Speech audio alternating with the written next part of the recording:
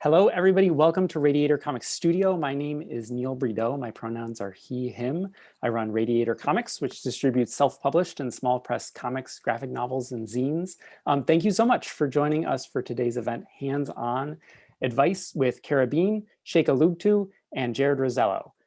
Radiator Comics Studio is a series of online programs and print publications designed to support and expand the cartooning community in South Florida and to connect it with the national scene. Radiator Comics Studio is made possible with support from the John S. and James L. Knight Foundation, and we're grateful for their support. We are broadcasting today from Miccosukee land. The people from whom the land was stolen are still here and still caring for this place. It's also important to acknowledge the history of African-American, Bahamian, Haitian, and other Caribbean people whose labor made South Florida what it is today. We all have a lifelong responsibility to be better neighbors and to the people and places where we're located and to work to dismantle white supremacy. Expressing one's ideas and feelings through comics and zines can be really powerful. And one of our hopes with programming like today's is to make those tools of expression more accessible. So we're grateful to have you all here today. And we're so excited to have Cara, Sheika, and Jarod here with us as well. They've all worn many hats in the small press comics world, including cartoonist, educator, organizer, small press publisher, and also, maybe even most importantly, all around generous and welcoming human beings. So welcome to all three of you. Before we jump into the questions, we're going to get to know each of our panelists a little bit better. I'm going to start a slideshow, and each of them are kind of going to introduce themselves a little bit. So we're going to start with Cara Bean.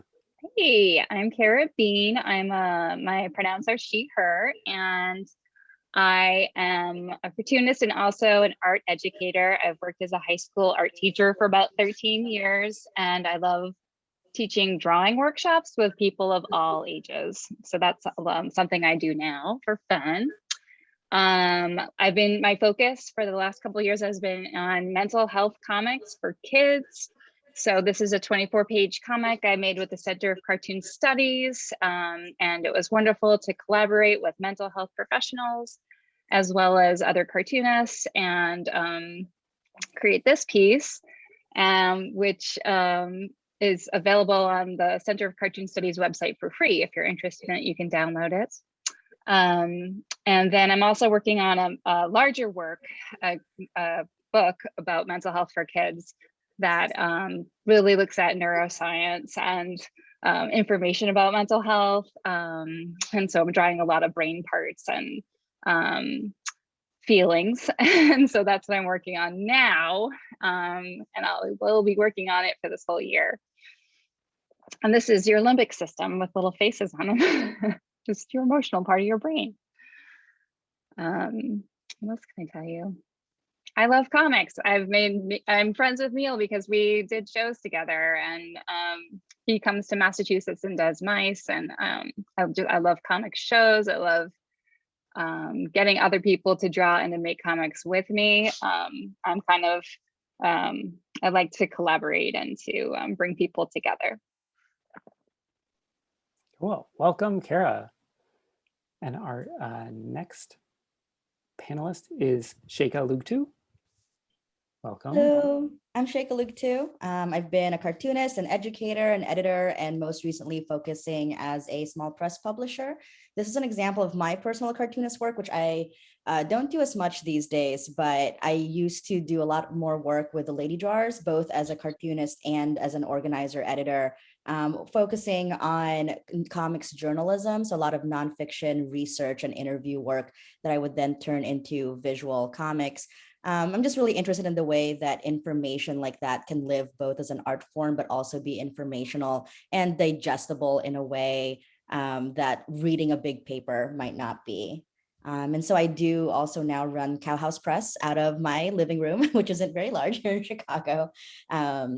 And with that, I'm working specifically with emerging artists, publishing comics for diverse readers, especially young readers, which is really important to me. I feel that young readers are complex and nuanced, and books for them should also be similarly complex, nuanced, difficult, smelly, and weird. This is Lemonade Summer, which was our book from last year. We kickstarted with Gabby Mendez. And it's about queer kids having a good time and nothing bad happens to them and they find supportive friends, because those are the kind of stories that I really believe in and I hope kids are reading and growing into. It's very aspirational and I believe in that because I want to work towards a world that's better. I've also published books by Nathaniel Osoyo, which is similarly in that vein about the universe and where are you, and the universe kind of telling you where you are, and also how can you reach out and find a place for yourself and your friends. And we've got, I think the next one, yeah, it's Awkwardly. This is one of my favorite zines that we've made, and it's the Awkwardly Long book of autobiocomics about being an anxiety-ridden and depressed person. And it is in fact awkwardly long. And whenever I have to ship it out, I'm always shoving it into the weirdest envelopes I can find. It lives up to its name, by Yeonkyung Charlotte Cha. And then the most recent Mountain is our most recent book that we're working on currently. We started working on this at the start of the pandemic. And at that point, our schedule just went off the rails, as you would imagine. But we'll be kickstarting this in June coming up. And it's an unlikely book about friendship and loss and grief and what comes on the other side of that and how do you move on and connect with people. And that's going to be with amazing writer Emily Riesbeck and artist Bitmap Prager. Yeah, that's me. Cool. Thanks, Sheika, and welcome.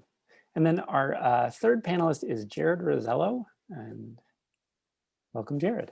Hi, everyone. I'm Jarod Roselló. My pronouns are he, him. I'm a cartoonist. I am a teacher. I teach creative writing at University of South Florida. I'm a former high school teacher, and I'm also a literacies researcher, which means that I spend a lot of time in and outside of school working with kids, writing and drawing and telling stories, and then I just pay very special attention and take lots of notes. But actually my work and my research with kids is what inspires a lot of my own comics work. And so this image that Neil has pulled up here this one here is these two kids. This is an image from my upcoming graphic novel series called Hugo and Dino, but it's a book that explores body knowledge, not knowledge about the body, but the ways in which our body holds knowledge about the world that's outside of language or outside of our ability to articulate it. And so in this series, this boy transforms his body into different things in order to share what he knows with his friend Dino or to explore different experiences. This is my current middle grade graphic novel series, Red Panda and Moon Bear. I'm working on the second book right now. It should be out in January 2022. It's about these two Cuban-American siblings with magic hoodies who fight monsters and help save their neighborhood.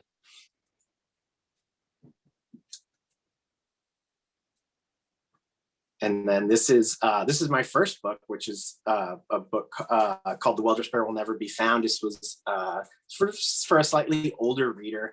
And this was actually part of my PhD dissertation, in which I spent a year and a half hosting an after-school comics club with teenagers and taking notes. And I took all of my research, and instead of writing a research study, I wrote a graphic novel that responded kind of artistically to what I'd experienced working with them, about what it feels like for them to make comics and to make art and to move through the world. And so for me, my research is very much related to the work that I make and the comics that I make.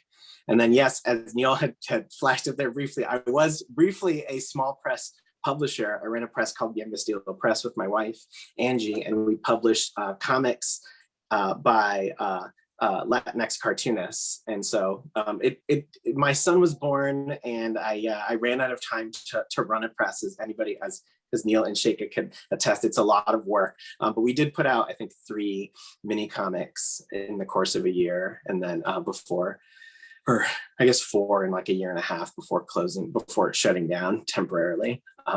But that was a fun experience that I hope to get back to one day. Well, welcome. Thanks so much, Jarod and Sheika and Cara, for those introductions. That was really fantastic. So it's now time to jump into the questions. These questions were submitted by audience members ahead of time, and I'll be asking them. So without further ado, let's jump into it. So Nathaniel asks, Has the pandemic changed or altered your perspective on cartooning or comics in general? And I don't know who wants to take that. I know, it's hard to know where to go first. Yes, definitely. I'll go first. I feel like things are not as important in a way. Like I think I used to take the hits harder and be more harsh with myself. And when the pandemic happened, it just created this like open space. And yeah, now I kind of feel like, even if people don't like my comics, I'm still learning. I don't know, I just kind of feel like more accepting of my horrible self and my great self and all the things. Like I don't take it so harsh. I don't know if anyone else feels that way. Things are slower. And I think that would have bothered me. Yeah, I agree. I had a similar experience. The pandemic hit, my kids came home and every schedule kind of went up in the air. There was that, I think at first, a kind of energy and anxious energy about like, what do we do right now? And let's be hyper productive. Like that's how we'll resist in some ways, which resulted in all of us burning out, I think, fairly quickly. And then having to kind of, at least for me, to sort of scramble and rethink my relationship to my art making.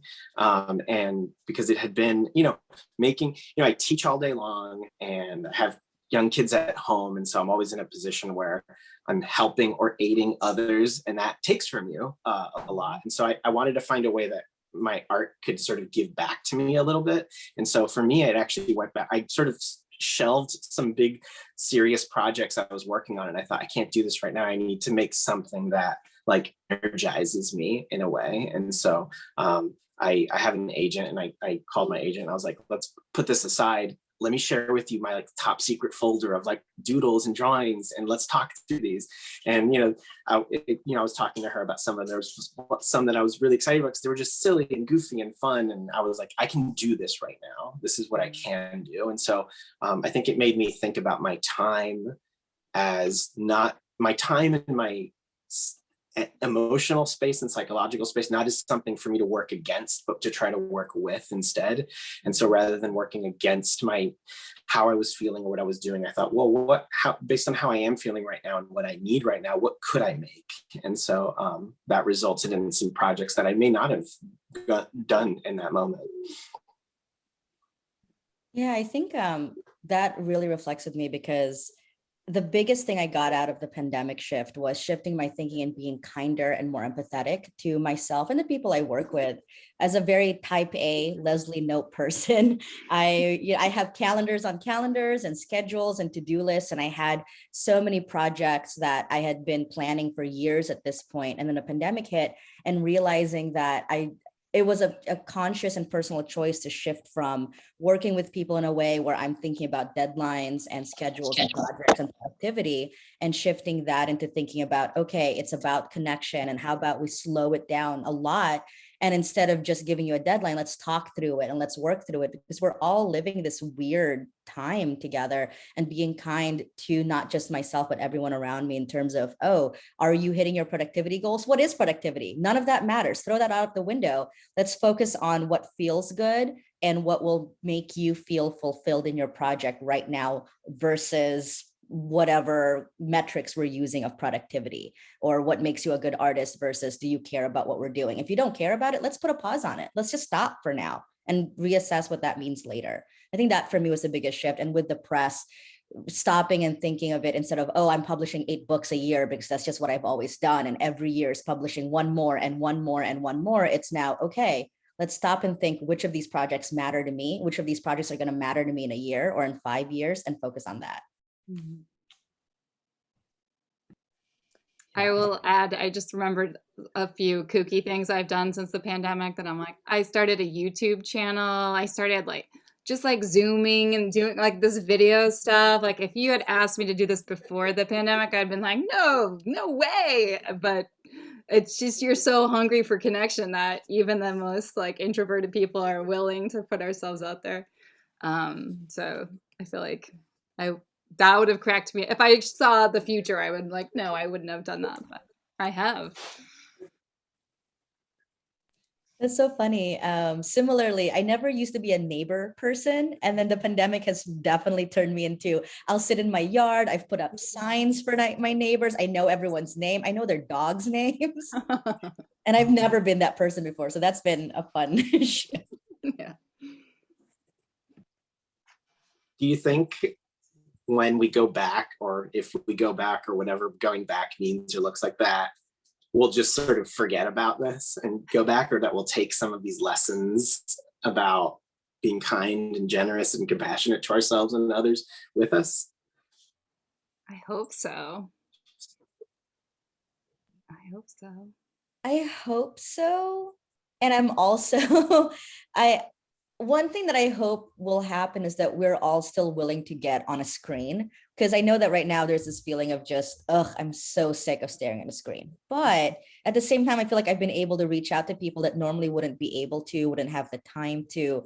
And I'm thinking about things like having done lectures in classrooms now that I would never have been able to do before, because I can't just fly somewhere. And I know that we're all really zoomed out, but I feel like it's really opened up a lot of connection and it wouldn't have before. And I really hope people are still open to that after the pandemic. That's a good point, because like being a cartoonist, we're chained to our desk. We have so much to do, or publishing, or whatever, and everything what we're doing.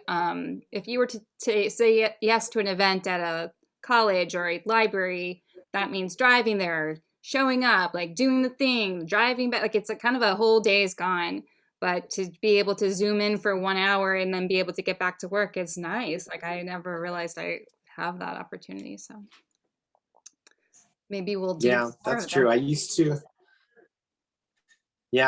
really only be able to do like a handful of school visits a year, like if it was on a day I wasn't teaching and at a time that I could do it. And now I feel like I've been able to do so many more of them. And so, yeah, I wonder if we'll continue that on, or, you know, some sort of hybrid where bring some people this way and other local authors another way or something. Cool. So the next question is from Courtney, who asks, what excites you about your project? What makes you passionate enough about a project to pitch it? And maybe along with this, you could talk a little bit about pitching books, both from the perspective of being an artist who's working with a larger publisher, or from the perspective of being a small press publisher working with artists.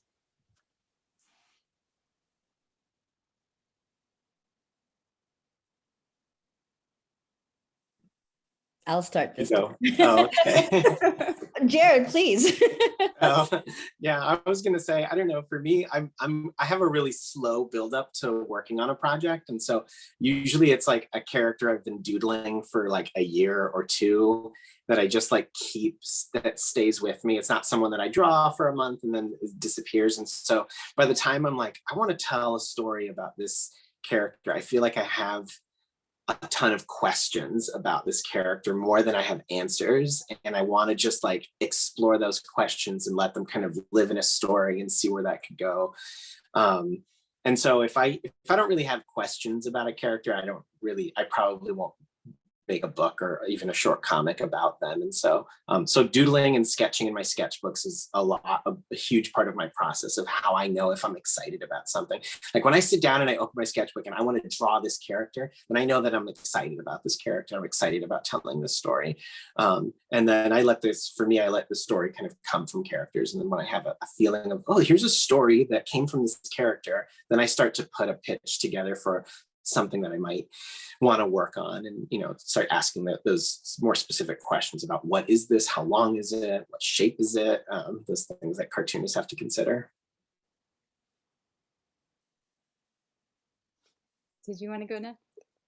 Yeah, for me, I've learned over the years that how excited am I about the project, and that goes both ways. How excited am I about a project I'm about to take on, and how excited am I about a project that's being pitched to me? Because it's happened where I'm just getting paid a lot of money for a project, or it's a really high profile project. I'm like, yes, I'm going to do it. It's going to be great. And halfway through, I'm just totally burnt out because I don't care about it, or it doesn't reflect my values. And that's where it's not great to say, but I'll skip a deadline or two, or it's such a slog, right? I'll hit a deadline, but I am really just slogging through it and I'm hating every second of it. And once I finish that project, I'm on the other side. And now I feel like, ugh, I really don't want to have to do this again. And just knowing that when I enter into any project, I really try to think about how much do I personally care about this? How much passion do I have about it? And is it enough to sustain me through from the beginning to the end? And when I look at pitches, it's really similar. I feel like at this point, having read so many pitch packets, I can tell when an author or a creator team really cares about the characters that they have, or if they're just trying to fill in what they think is a good story. And then from there, thinking too about, if I take on this project with these creators, have they finished something in the past? And I think that's a really key point, where I don't need to see that someone's made a 300-page graphic novel, or that someone's done a 10-year-long webcomic. If they have a couple of 5-page comics in their portfolio, awesome. It just tells me you can finish something, start to finish. That's all I need. Finished and done is way better than perfect, is how I see it. And that's a really big one for me. Yeah, I feel like I could tattoo that on my forehead. Just finish it. Yeah, I was like hearing both of you speak first, because I don't feel like I have enough experience as a pitching person.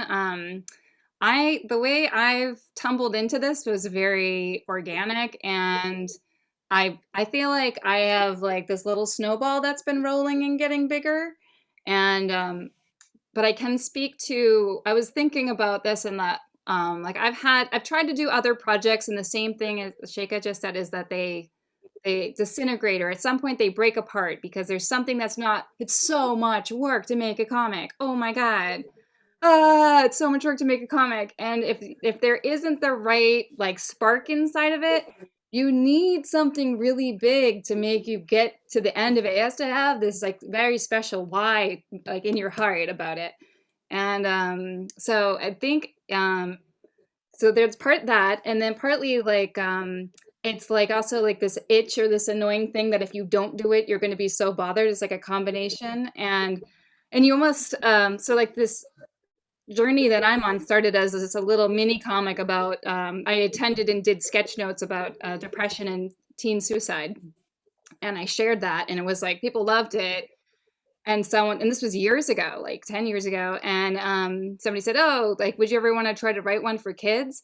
And that's where I like cannot stop trying. And I've done many terrible, terrible versions of it. And I finally feel like we're starting to get somewhere with it, but it's been this like slog. But I think the reason why I'm not giving up and that I'm devoted to it is that I think it will serve a purpose.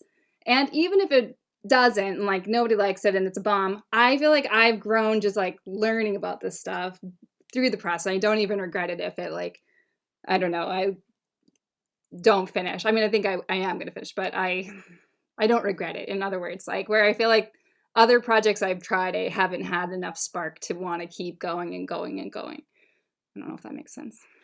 Cara, I think you sort of put a pin on something really important there, which is it's easy to do the things, or it's easy to know what you should be doing or what you have to do, but it's much harder to figure out what do you want to do. And it's hard enough to really listen to that part of you that's like, hey, you know what I actually really want to do is make comics about this weird thing that nobody's making comics about. And so it doesn't feel like I should because it's not a real thing. And so if you even get a chance to hear it, following that path is another level of difficulty. And I think what you're saying too is it just makes so much sense, where the more you care about it and want to do it, it will keep you going, even if no one's paying attention to it. Mm-hmm. And people weirdly come out of out of the corners that you wouldn't expect. Like you might lose some support. You're like, oh, I thought they liked what I was doing. And then someone else is like, I like what you're doing. Come over here. And you're like, oh, okay. And like somehow I don't know. I feel like there have been these little moments that keep you going. And sometimes it's your friends just cheering you on too. And comics community, that's why we need each other. Yeah. That was something I feel like I learned by making mini comics and going to mini comics shows. And so I started off mostly just making minis and self-publishing them myself. And but it's that, you get excited about this thing, and then you bring it and you have it at your table, and you find other people like this weird little thing that you made. And there are so many weird mini comics that really almost nothing feels weird if you're making mini comics, because they're all so weird. And so that for me was a nice way to come in, because it felt like there was no barrier to entry. It was just finish my mini comic and stick it on my table, and now I'm a cartoonist, and that was it. And so I think I take a lot of those lessons still with me. What I learned is making those mini comics and zines and stuff. So that is my favorite thing about mini comics. When I was teaching middle schoolers, which is my favorite age to teach because they're not really people yet and they're still figuring it out, it's the best. I would show them graphic novels and the kids love them, right? They're just like, this is great. It's colorful. It's a way of reading that doesn't rely on sort of like stricter, more standard ideas of literacy. But then they don't see a connection between what they can do and the comics they're making and these fancy, glossy, shiny things. And so I started giving them mini comics. And that's when it clicked, where they're like, oh, this weird stuff I draw, these boxes and speech bubbles can be a real book that I can then print and give to my friends. And that was where I would see their brains click into it. And I love watching middle schoolers make comics because the rules don't matter to them. They're like, this panel is a trapezoid and also is made out of a watermelon because that's what I've decided. And my character is Pizza Man. I'm like, yes, 100%. Let's do it all day. We're going to move into some more technical questions. And I think a lot of that, what y'all just said about like the importance of the caring of the work being like paramount to any sort of pitch. But I was wondering if maybe you could talk about like any like critical things that should like practically be in a pitch.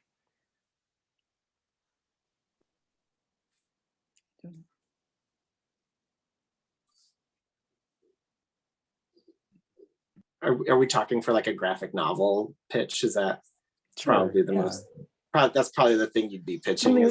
Something that you want like somebody else to publish. So maybe bigger than a mini comic. When I put mine together, I try to think of like where I try to find the line between like what's the most amount of work I need to do to really convey like my vision for what this is, without like doing more than I need to, because then you're just, I think being considerate of your own time and labor also in the process. And you want to work with an editor who will have some opinions about things also. And so usually it might end up being like a script and 20 thumbnailed pages and 5 or 10 finished pages, or I guess depending on your process for it. But so something similar to that, and then like a detailed synopsis, and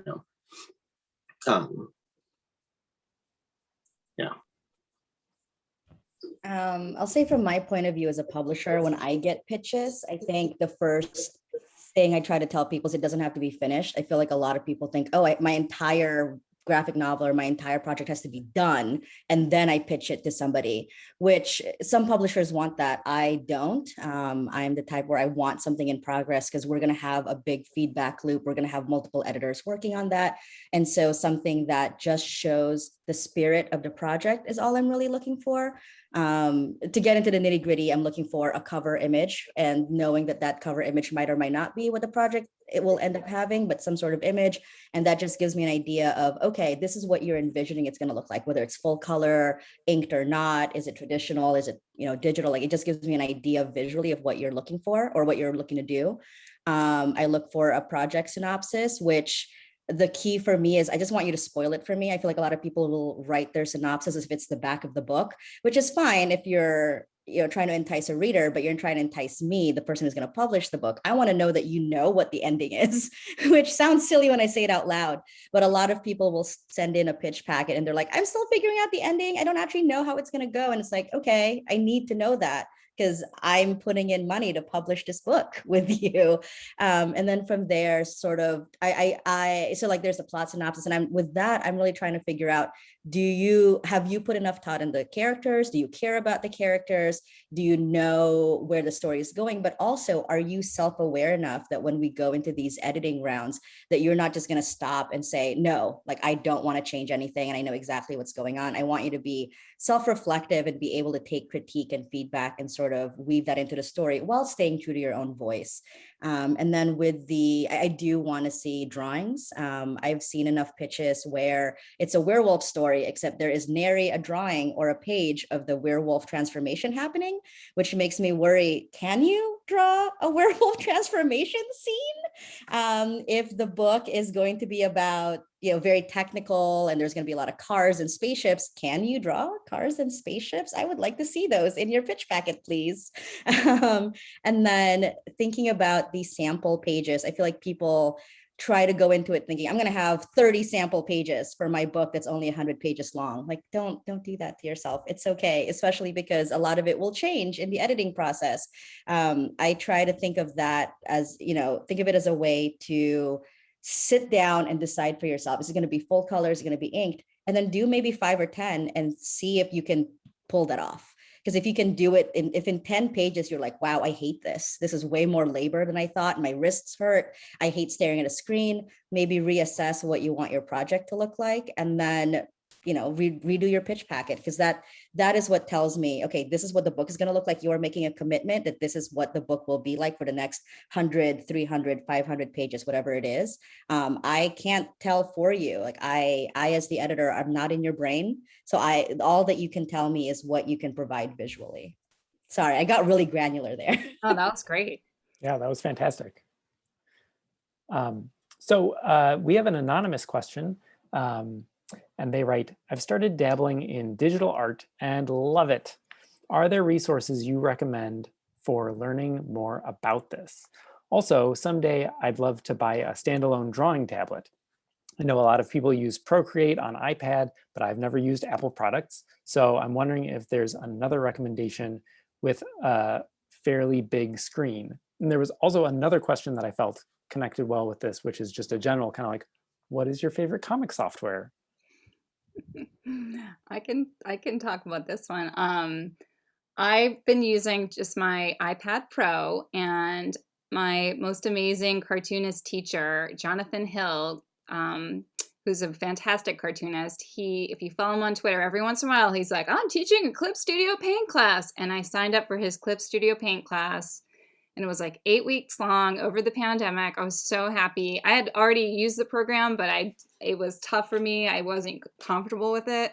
And I love it now. It's awesome. And I'm thumbnailing, and because my book is based in a lot of research, there's so many edits, and I have to keep going back and changing and changing and changing things. So if it was hand drawn, I would be a mess. So that's what I use, and it's been good. I don't know for the finals. I haven't got to that stage yet, but it's been great for the thumbnails.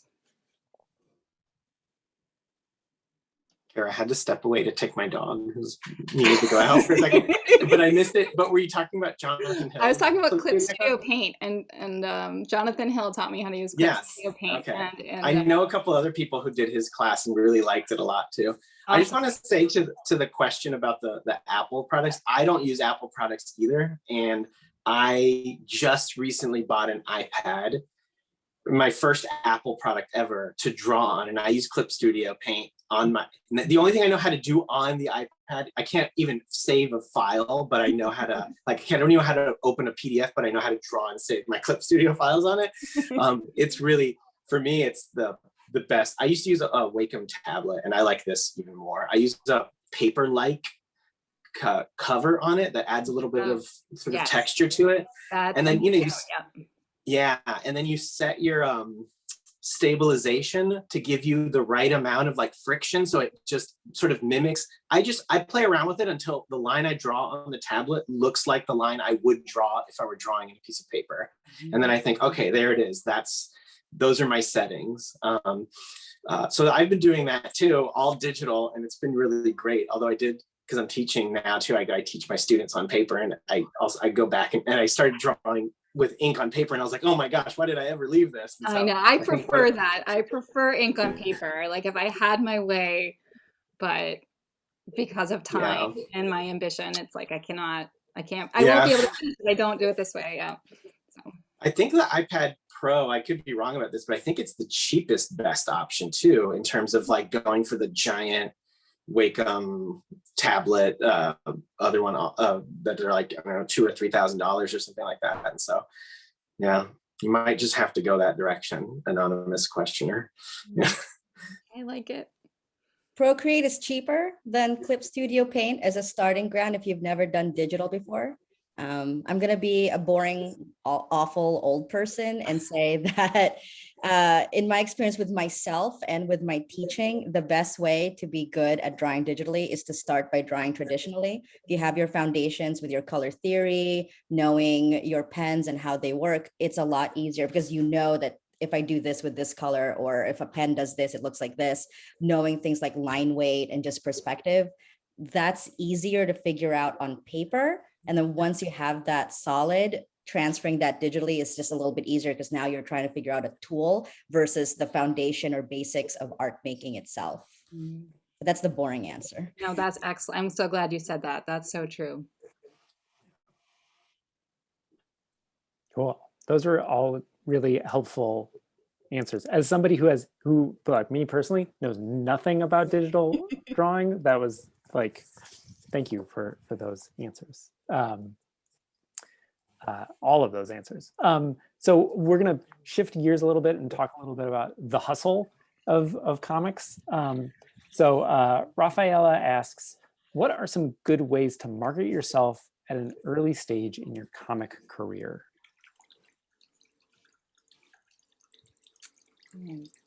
That's a good question. I feel like I never really figured it out. I do feel like I get asked a lot about like being active on social media, and I'm sure that this has benefited somebody out there for sure. But I've never been asked like how many followers I have by an editor or an agent or anything. It's never really come up. And so for me, I tried to like be really active on social media, but the amount of time and labor that was involved in it, I just rather draw comics with that time instead, or, you know, be with my family or something like that. So I think for me, I was just like, I'm not good at this part of it. And so I stepped out of it, but,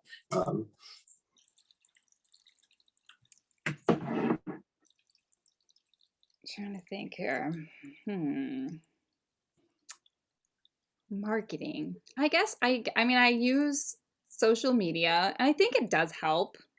I think it's good to not care. Like come up, maybe if you've never do like a dumb Instagram that's just like my breakfast every day, or I don't know, something, just anything. Just if you're scared to do if you've not done anything, just start somewhere. I think it is nice to put things out there, and I've definitely been encouraged. Like when I did that depression comic, I had a blog spot because I'm old, and people were like, I love this. And I really didn't know that people would like it. I was just like, oh, I'm just going to put this, because I was just doing like, I taught this today and this happened. And I put that up and there was a big response. And that alerted to me like, oh, this might be useful to people, you know, like I didn't have this plan in my head, but because I had a little interactive sharing going on, it did give me some signals and some directions. So I don't know that I'm a great marketer, but I do think just start small and like put little things out there and see what comes back to you. I've been trying to figure out how to think about answering this question. On the one hand, I do press releases. I send out books for reviews. I will cold email. I'll sometimes cold call, like sort of what we think of as traditional marketing or traditional networking promotion stuff. But all of that stuff I learned by Googling how to write press release, how to request for a book blurb. And so there's that level, right? There's the level of what do we think of as normal, as like sort of sleazy car salesman marketing, and what does that look like? There's lots of resources of learning how to do that. There's books, both good and bad, of how to do it. There's all like, you know, keep a cold call list, keep a review list, whatever. But what led me to that point, and this is where I keep trying to think of, is at the very, very, very beginning, 15 years ago, when I absolutely knew nobody in comics. And then again, I guess 8 years ago, when I moved to Chicago, I knew nobody in comics, is this idea of marketing and promotion doesn't have to be sleazy car salesman-y. because the core of what that is meeting people, making friends, and building a community. And building a community, not in the sense of, oh, I have to start an organization, or I have to do something big like that. I have to connect with other artists who are really big and bring them onto a panel, for example. It could also just be, hey, I make comics and I love comics, and I want to meet other people who are weird like me and love comics. And then you just keep meeting people like that and growing that. I also feel like there's this idea we have of, if you want to build a network and get popular or famous or make connections, you have to reach above you, right? You have to find that person who is more famous than you or who's further along in their career than you and get them to pay attention to you. And now that you're friends with them, they'll maybe give you a boost somewhere. But I just don't really believe in that. I feel like it's about who's next to you. Like if you're a student, who's that person next to you making art that you just feel is so cool and fun and you want to be friends with them? And that's how I knew, like Nathaniel, who I published, we were friends back in California. Charlotte, we went to school together. That's why I published their work. Same with Gabi. I met her at school and I just thought her work was so good. And as we progressed, I could see her getting better and better and better. At some point I said, you know what, your work is so good. I want to publish you. I met Neil because I went to a Quimby sleep, like that thing they did where you would be there overnight. And I just showed up and I'm looking at all these people. I'm like, I don't know any of these people. And I see Neil drawing a weird little comic. And I'm like, that looks so cool. I just want to talk to you about how cool your comics are. I feel like that's really the root of marketing and promotion. It's meeting people like yourself and not knowing. And I'm not saying like meet someone because you think, oh, in 10 years they're going to be famous. They just like what you do. You like what they do. Be friends with them. And all, rising tide raises all boats. You're both, all of you, the people that you know and who are passionate like you, are working hard the same way that you are. And you don't know, in 5 years, they might just be doing something cool, or they've started a new bakery. And that's awesome because then you can go to their bakery and eat their food while you make your comics. And that's really the root of marketing, I feel. I'm really glad that you mentioned that, Sheika, because I feel like that's really at the heart, like the people who are most important, who will be most important to like you and your career as it grows, are the people who are your peers right now, the people around you. My most important contacts in, professional world are like the people I came up with, and we came up together and we're friends and we like each other and we care about each other's work and that sort of thing. And yeah, I think also the idea of community, when I'm going online and I'm on Twitter and I'm sharing things, I'm really thinking about like, who is the community that I want to be a part of? And I think the comics that you make also are probably your best marketing tool, are the things that you make. And so what's the anthology that you want to be in? Because those are your people, right? And so getting your comics together with other people who are like you, making things like the things you're making, is probably the best way to promote your own work out there.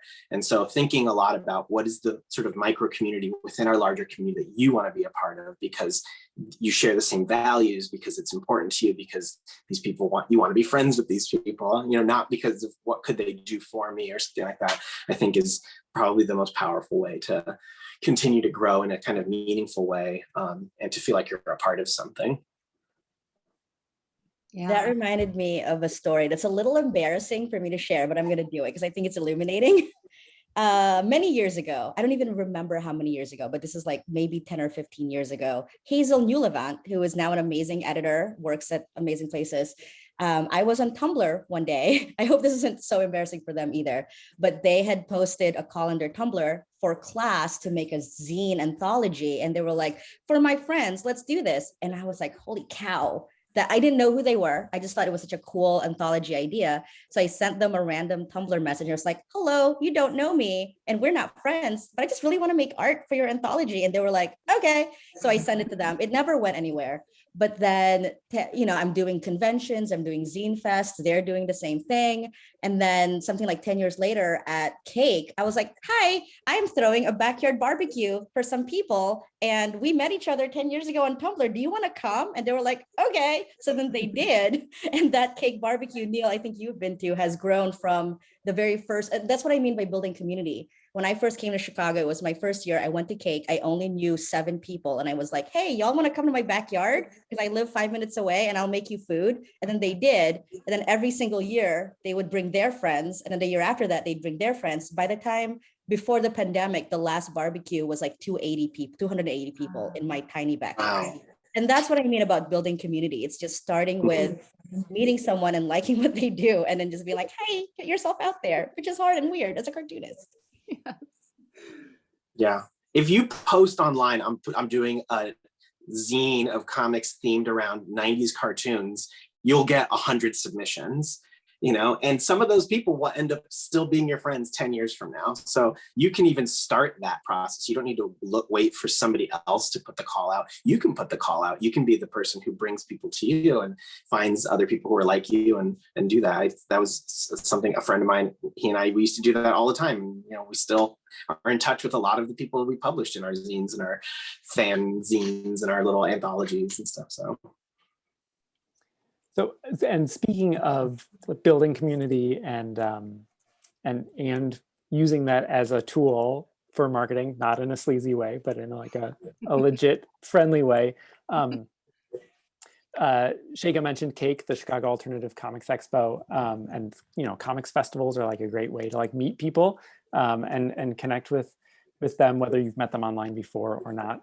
Michael asks, what tips do you have about tabling at conventions and events? Bring water, Mhm. bring painkillers, Tylenol if you need them. I second all this. Yep. Yeah. Depending on your age, antacid also.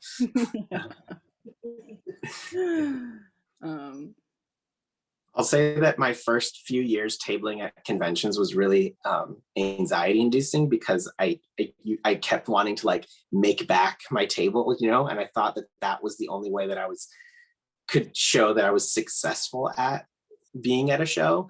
But at some point I realized, oh, I'll split a half table with 3 friends. I'll put 2 books out. And now it means that I could spend 2/3 of my time walking around and meeting people and talking. And I don't have to worry so much about the cost that I put into this. That ended up making for a much better overall experience at a convention than just going there. Now, I wasn't running a press and needing to like, this wasn't part of my income necessarily, right? I was there trying to like get my feet off the ground and be a sort of independent cartoonist. But that ended up being a lot better for me. And then you just make friends with the people around you. And then next year you table together and that sort of thing. And so I'm a big fan of, if you're solo, just split like a half table, even whatever it is, you know, and just stick your zines there and your comics and try to meet people and have fun. I second that as well. These are great suggestions. Because I feel like in the beginning, yeah, you're thinking about the money you put in to print your comics and how come no one came to my table. And I don't know, like you can be very anxious. And now it's like, that doesn't matter so much. And I would say, like to my younger self, I would be like, go to the panels, go to the workshops. Anybody's work, tell them you like it. Like there might be a pandemic, you won't see them again. Like this is your chance. And just like enjoy it, because it is like really a magical thing, independent comics show, because it's like all of this community is in one space together, and it's like this little universe that's all comics people, and we all kind of really, you know, are sweet and pretty nice. And so I think I was very scared at first, because it's just so scary to make something and show it to people. That's just, I mean, that's a hurdle. But once you've done that once, you know, just keep showing up. And I think, yeah, like once you if you can get a friend to split a table, or even 3 friends, like Jarod was saying, like that is awesome. And then have your friends, you sell your friends' comics and they sell your comics. And that's way better than selling your own comics, because it's really easy to gush over your friends and it's really hard to talk about your own comic. Yeah. That's a good tip. Yeah, I think the getting out from behind your table is really important. It makes sense, you know, you're trying to make your money back, you've put so much into it, but you are missing out by not checking out the different panels or seeing what other people are doing. the caveat to that, though, I have to say, is don't make yourself go to after parties. Don't make yourself go to meet and greets if you don't want to, because you'll have a terrible time. The most important thing is have a good time, because if you're like, wow, I really want to go to this one weird panel, guess what? Your friends are going to be the people who also want to go to that one weird panel. Or if you're like, I just want to go stand in this one corner because that's where the free stuff is, that's where your friends are going to be. You don't have to force yourself to go to that one event that you feel it's like, oh, I have to go to that because it's a big networking event, and then you hate it because all the people that you want to be friends with probably aren't there either because they also hate it. Yeah. You'd be surprised too how many of your sales come from walking the floor and talking to people, also who then come and find you later at your table. So get out from behind your table, always carry at least one of your comics with you in case you bump into somebody, you can show them, and then remember what row you're in so you can tell people how to find you.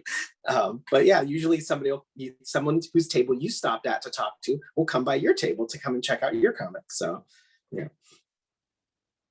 So you're still working, Yeah. Also, at a lot of comics festivals and zine fests, there's a common, though not required, practice of trading zine comics, where if you've made a little comic and somebody else has made a little comic, instead of like passing a $5 bill back and forth, you can just trade comics, and that's a great way of meeting people and making friends. But also, don't feel obligated to trade, and don't be offended if somebody's like, I don't do trades or something. I used to make a 4-trade comic that I would just make a stack of like 50 really inexpensively produced mini comics that I liked a lot, but I would maybe do like black and white versions or something that was really inexpensive, so that I always had something that I was proud of to trade, but that wouldn't like kill me, because I felt bad always denying somebody who was like, hey, do you want to trade? And they're really excited or something. But yes, also don't feel bad if you can't trade. You can't always trade, or somebody else was going to want to trade their mini comic for like your $10 book or something like that. There's also a comment in the chat encouraging comfortable tennis shoes as an important thing added to the other supplies. So we did have a late entry question from another anonymous audience member asking, for people who have worked in autobio comics, has anyone ever asked you not to write about them or include them in your stories? How did you respond? And generally, kind of like, how do you think about including people that you know into your comics? My mother does not like me to write about or draw her. I still do sometimes, but she has explicitly asked me not to. The rest of my family doesn't matter.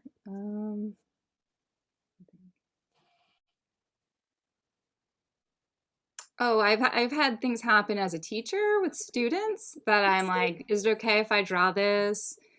And I'll be like, can I, should I change your name, or do you want me, what if I made us into animals or something? But I think like it was like something funny that happened or something, and they usually love it, and no one's ever said no.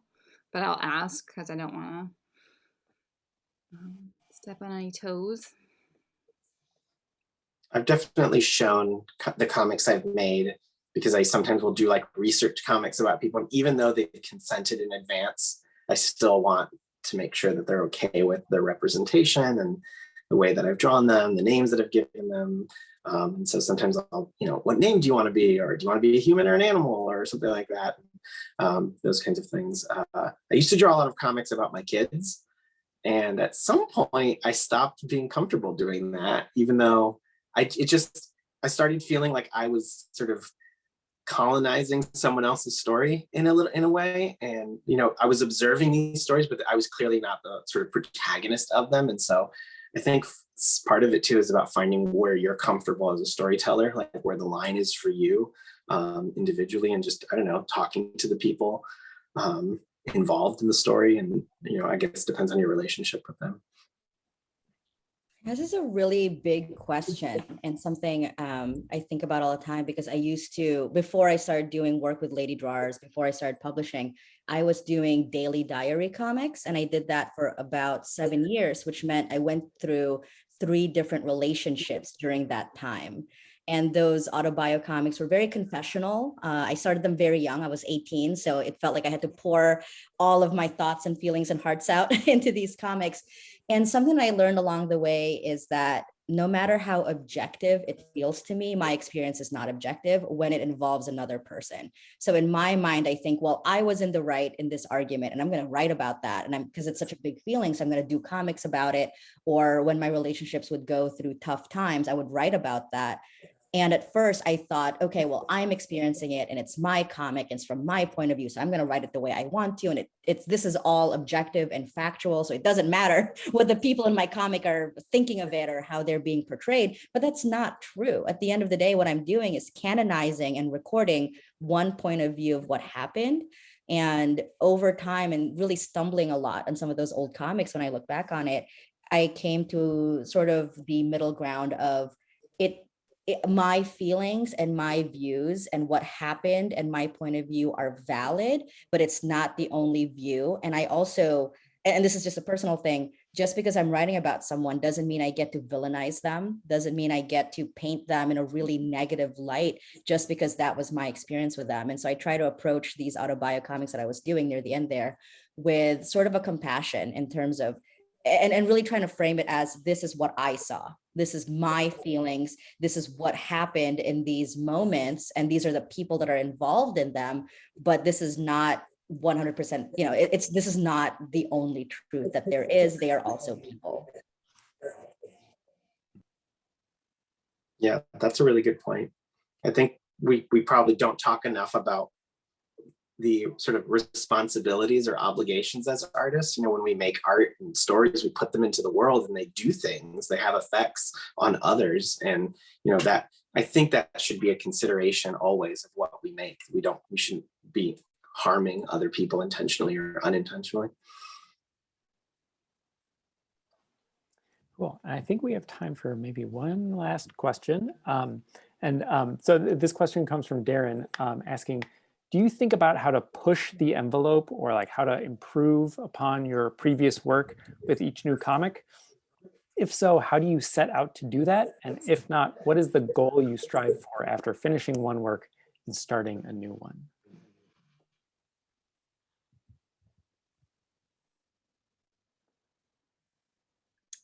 Harder for me to answer because I've been working on this big project and I think of it like a sandcastle. I keep smashing down into the ground and rebuilding and smashing and building and smashing and building. And I think it's getting better, but I think I would not, I wouldn't send this process off to anybody else to do. It's just, it works for me. I don't write a script. I draw and then kind of learn from like drawing and writing at the same time. And it's not fast. But I think it probably has been informed by all my previous little projects. And I think you do get better and one closing of one project feeds the next project and gives you new strength or like more stamina, I guess. Like, I think I couldn't ask myself to do what I'm doing now before. I would have been like, that's too much. No.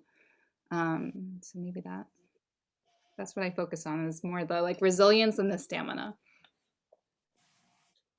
Yeah, I definitely am a sort of materials tinkerer. And so I'll like from project to project, I'll get a new pen. And part of like my process is, what could I make with this pen or with these digital brushes? Or and so I do like to choose something new that I've never done or never used before and try to make something out of it, which sort of extends the time that it takes me between when I start thinking about a project to when I feel like I'm ready to execute it.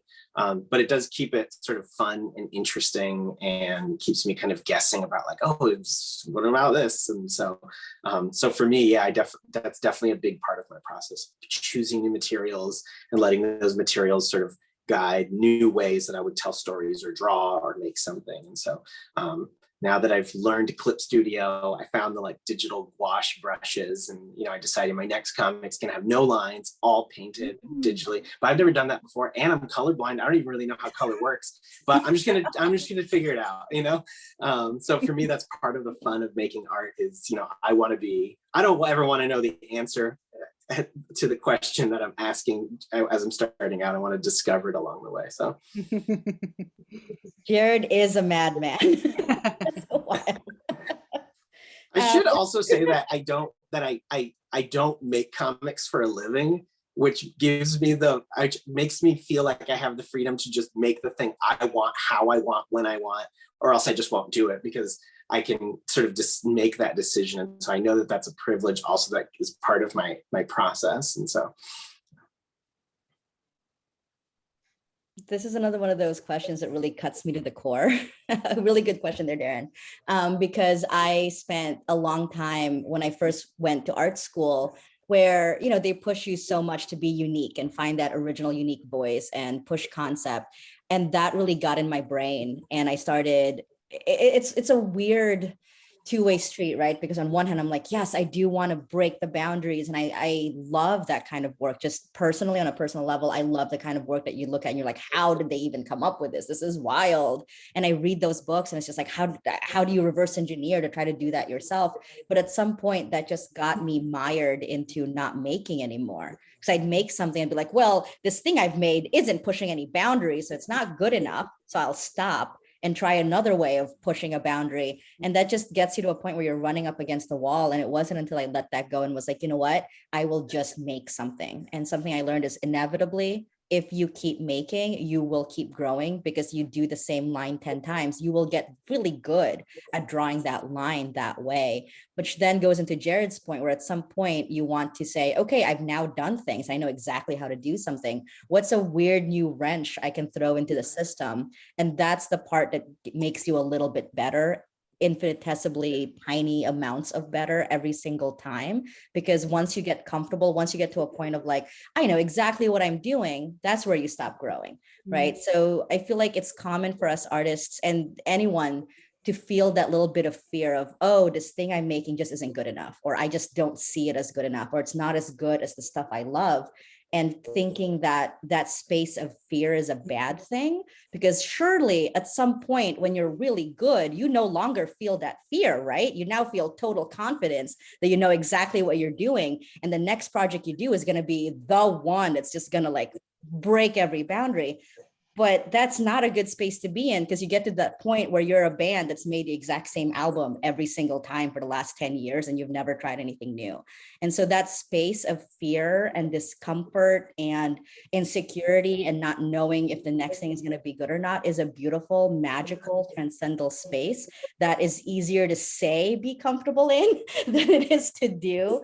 But I guess I feel like take heart that if you always feel like you don't know what you're doing, that's a good thing, because it means you're constant. Because if you ever get to a point where you're like, I know exactly what I'm doing, you want to then find that next space of, now I don't know anything. Now I'm uncomfortable again. Now who knows if this thing I'm doing is good or not. I thought of one more thing that I didn't think of before, which is in the last few years for me, collaborating with others will just push your game, and not just other artists and not like editors, yes, and agents, yes, but like scientists and therapists and anybody that like is in a field that you think is cool, like go draw something for them or interview them or whatever. And like that has really shifted my whole world. It's really opening up to trying to use my, drawing ability to help something else that's happening around me that I have interest in. And those people bring intelligence to me that I'm not, that is wonderful and is totally different from mine. So that's another way to up your game, is like connect to something.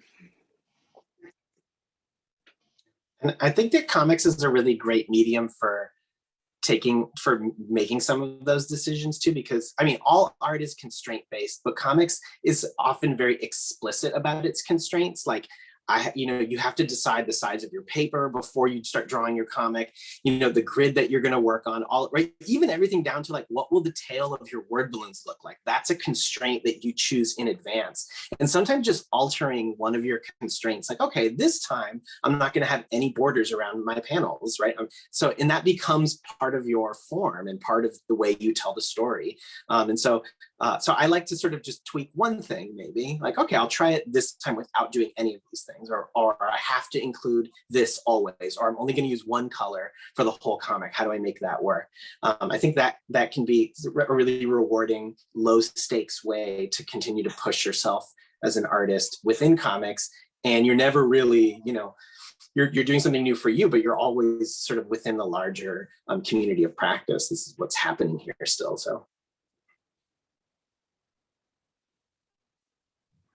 that seems like a great place to conclude this. Thank you so much. This was really fantastic. The questions were, I'm very grateful to everybody who submitted questions. They were really thoughtful and fantastic. And then also Cara, Sheika, and Jarod, your answers were really great, and I loved the back and forth that you all had. I am pasting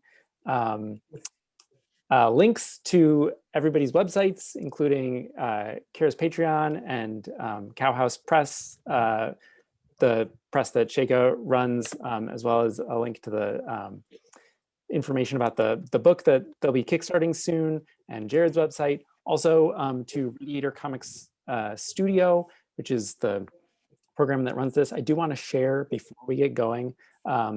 We have a bunch more programming happening in April, and so just wanted to run through them real quick. This Tuesday, April 13th at 8 p.m. Eastern, we are celebrating the release of the second issue of our arts journal about comics in South Florida, Spiny Orb Weaver. Comics critic Rob Clow will be interviewing Drew Lerman and Chris Lopez about their comics in the issue, as well as talking about the region. All three of them grew up in Miami. And then next Sunday, April 18th at 5 p.m. Eastern, we're hosting our semi-monthly social event, Cartoonist Coffee. So if you make comics, please join us for casual small group conversations with other cartoonists. It's always a lot of fun. And then 2 weeks from today at this exact same time, 3 p.m., that's April 24th, Sage Coffee will present presentation More Than Breaking Even. They'll talk about convention etiquette and how to price your mini comics without going broke. And then our last event in April is going to be on April 27th at 8 p.m. Eastern. I'm moderating a conversation between Leila Abdel-Razak, Zach Clemente, Lawrence Lindell, and Carter Monier about their visions for the future of small press comics community. And then also, last but not least, every single Friday from 4 to 6 p.m. Eastern, we host Open Studio, which is a quiet work time for you to work on your comics in the telepresence of others here on Zoom. So information and links for all of those events can be found at radiatorcomics.com/studio. And you can also follow us on social media and stuff like that. So thanks again so much to Cara Bean, to Sheika Lugtu, and to Jarod Roselló for today's event. Thank you all for joining us. Have a safe and joyful week. See you soon. Thanks, everybody. Thank you. Bye. bye, thanks.